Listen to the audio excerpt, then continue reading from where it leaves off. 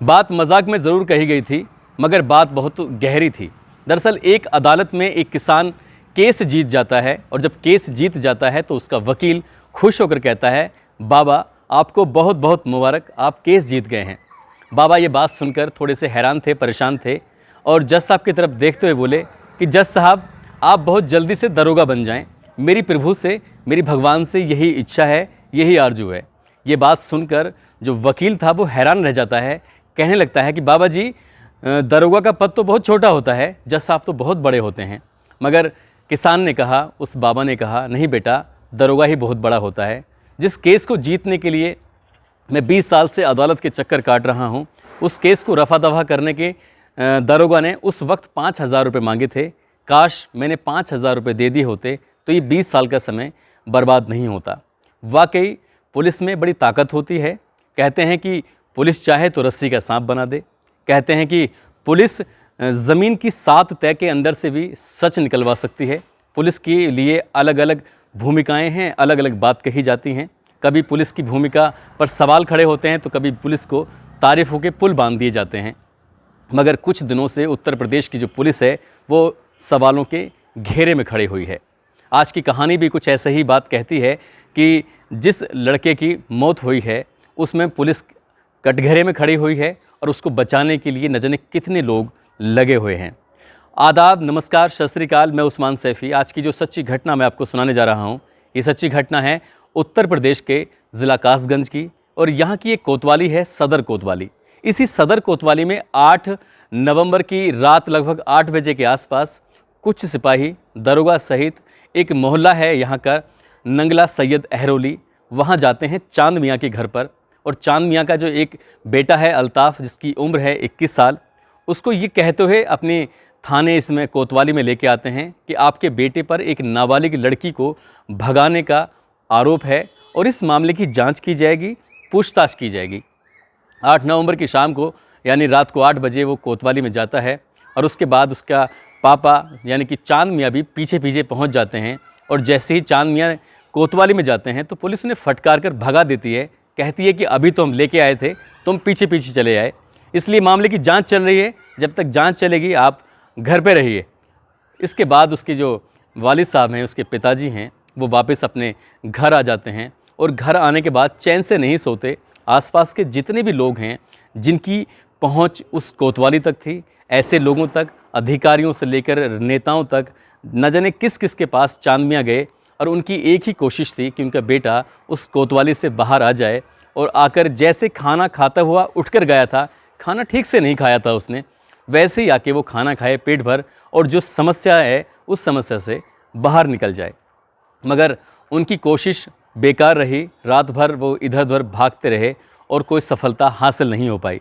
दरअसल अल्ताफ़ की उम्र 21 साल है और वो घर घर में जाकर मजदूरी करता है, टाइल्स लगाता है, लोगों के घरों को सुंदर बनाने की कोशिश करता है। मगर इस बीच एक घर में, जिस घर में वो टाइल्स लगा रहा था, उस घर की लगभग 16 या 17 साल की एक लड़की है जो अचानक से गायब हो गई थी। घर वालों को शक है कि कहीं ना कहीं अल्ताफ़ का इसमें हाथ है, इसीलिए उसके खिलाफ भी थाने में शिकायत की गई थी और पुलिस मामले की जांच में जुटी थी। रात भर पुलिस उससे पूछताछ करती है, नहीं करती है, पता ही नहीं चलता है। अगला दिन निकलता है, पुलिस क्या करती है तब भी पता नहीं चलता है। और अगली ही तारीख यानी कि 9 नवंबर की रात लगभग 7-8 बजे, वही टाइम था जो अभी 24 घंटे पहले था, वही 2 सिपाही वापस चांद मियाँ के घर जाते हैं और घर जाकर कहते हैं कि आपके बेटे की मौत हो गई है। जो लड़का 24 घंटे पहले बिल्कुल स्वस्थ था, उससे कोई बीमारी नहीं है, वो हष्ट पुष्ट है, जिसकी वज़न लगभग 60 किलो के आसपास है, और वो अचानक से मर जाता है। तो वाकई अपना आप में एक सवाल तो बनता ही है कि आखिरकार वो लड़का क्यों मर गया। उसके वालिद साहब ने पूछा कि भाई साहब कैसे मर गया मेरा बेटा, तो कहते हैं कि वो टॉयलेट में गया था, टॉयलेट में जाकर टंकी से लटक कर उसने अपनी जान दे दी।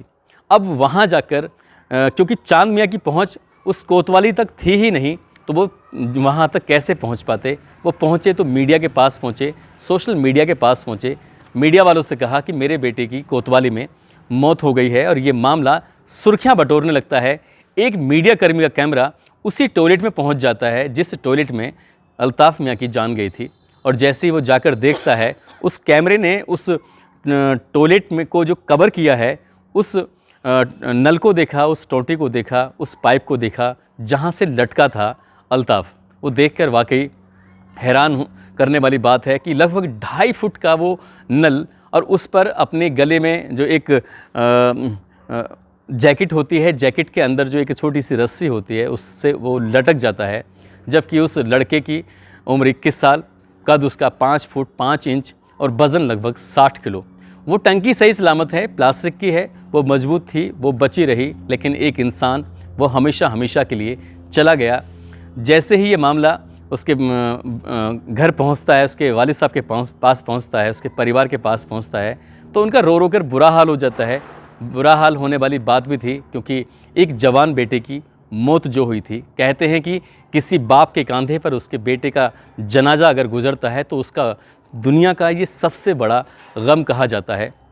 प्रेस कॉन्फ्रेंस होती है, मीडिया मामला सुर्खियां पकड़ने लगती है और उसके बाद फिर कैमरे उनका पीछा करते हैं चांद मियाँ का, और चांद मियाँ जोश में अगर आके कह देते हैं कि मेरे बेटे को थाने में इतना मारा गया था कि उसकी जान चली गई। पुलिस अब कहानी गढ़ रही है, मगर अगला दिन निकलता है, यानी कि 10 नवंबर आता है और अगले ही दिन फिर एक और वीडियो जारी होता है। उस वीडियो में कहते हैं कि मैं थोड़ा जोश में बोल गया था, गुस्से में बोल गया था, ऐसी कोई बात नहीं थी और मैं पुलिस की जाँच से संतुष्ट हूँ। मैंने अभी पहले शुरुआत जो कही थी, उस शुरुआत में सुनाया था कि किस तरह से एक जज ने फैसला सुनाया लगभग 20 साल के बाद, और वो किसान कहता है कि जज साहब आप दरोगा बन जाइए। तो पुलिस में कितनी ताकत होती है, पुलिस क्या कर सकती है, सहज ही आप अंदाज़ा लगा सकते हैं। अभी पिछले दिनों की बात है कि एक व्यापारी मनीष गुप्ता नाम का, जो कि कानपुर का रहने वाला था, और वो पहुंच जाता है गोरखपुर मुख्यमंत्री योगी आदित्यनाथ के कुछ काम देखने के लिए। उनसे बड़ा प्रभावित था, एक होटल में रुक जाता है और पुलिस वालों से बहस हो जाती है, जिसके बाद पुलिस वाले उसको मार देते हैं और ये बाद में बताया जाता है मीडिया को कि इसका पैर फिसल गया था और ये मर गया था। ये कहानियाँ भी दबी नहीं थी। इसके बाद फिर आगरा में एक अरुण वाल्मीकि नाम का एक लड़का, वो पुलिस कस्टडी में मारा जाता है और उसके बाद वो भी मामला काफ़ी हाईलाइट होता है, मगर उसमें भी रिजल्ट कुछ खास नहीं निकलता। बस कहीं पुलिस वालों को जेल भेज दिया जाता है तो कहीं पुलिस वाले सस्पेंड कर दिए जाते हैं, मगर लोगों के मरने का सिलसिला यूं ही चलता रहता है।